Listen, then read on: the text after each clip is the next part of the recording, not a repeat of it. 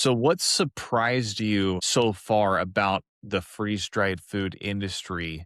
Like, once you're actually now 4 years into it and actually have a business full time? Yeah, well, first off, what really surprised me was that I was the first person in Alberta to apply for a food handling permit for freeze-dried meals. And so, even just to be able to start the production and all of that, the regulators didn't know what it was. They didn't understand the technology. They said they had never dealt with it before. So, it actually took me a better part of a year to get it approved, lots of back and forth and run around with the regulators. And I was surprised by that because obviously freeze drying's been around for a long time.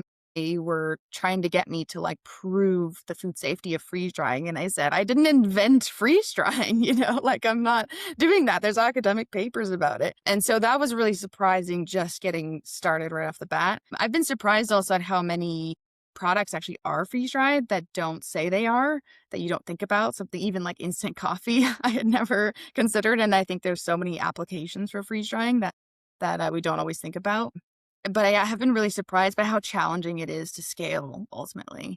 And I think you're right. The industry is or has been dominated by really large producers. And if you're not able to make that jump to being a massive, production operation where there's not a lot in the middle, there's not a lot of people operating kind of in that mid scale, and there's not a lot of resources, and there's a lot of barriers to actually doing that because it's a fairly expensive process and you need the space and everything.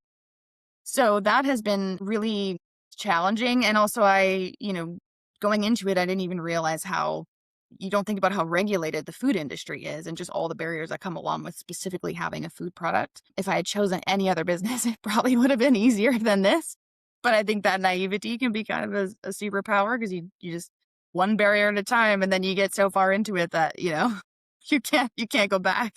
I think that's what we're seeing in the industry a little bit from all the people that I talk to is there's definitely it's a good thing actually. I feel like the industry is kind of shaking out the people that probably were not the best fit for a food type of business. It was easy to make candy and kind of sell it at a farmer's market or kind of expand, but once you start dabbling into actual food processing with a freeze dryer, you really do need to be fully committed to it because skipping different things or trying to take shortcuts, you can do that. Anybody can take shortcuts. Downsides to making those shortcuts, especially in food, could be completely devastating for your business. I mean, you could go bankrupt because you get people sick, or you also find out that you can't actually do things and stay small. You can't cook something like you had to have these different places. Now, just given that it's kind of a smaller industry, but it is growing, at some point you kind of figure out as a founder and an owner of a business that you can't do everything by yourself. So, when did you start looking for other people? And did you find people in Canada and other provinces, maybe even in the States? Where did you find a connection that really helped you? Yeah, I definitely would say that all of the more major like breakthroughs that I've had have come through a connection, a referral from somebody, a conversation from me sitting at a computer and Googling for, whether it was finding a new supplier for an ingredient I was really needing, finding a production space, anything like that. I think those connections are so important in that network because I have found, anyways, in the food space, a lot of the suppliers, production facilities are not necessarily advertising online. They don't really have a presence. They're almost impossible to get a hold of or find.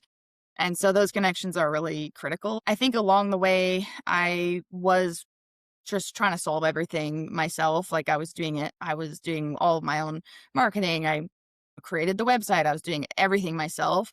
But it gets to a point where if you scale enough that you're getting past that home, home use and just selling out of your house or whatnot, where you can't do that anymore. And so it really came at the time of scaling that I had to kind of really branch out and figure that out because there isn't, I know you've talked before on your podcast about using a co-manufacturer to help you scale with freeze drying, which is usually a great option for a food business growing.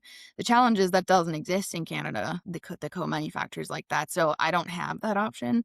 And so now that's really when I started trying to branch out, trying to find other facilities that maybe had extra space that I could use, or, just trying to get answers on how the regulators approach a certain thing or what the rules actually are.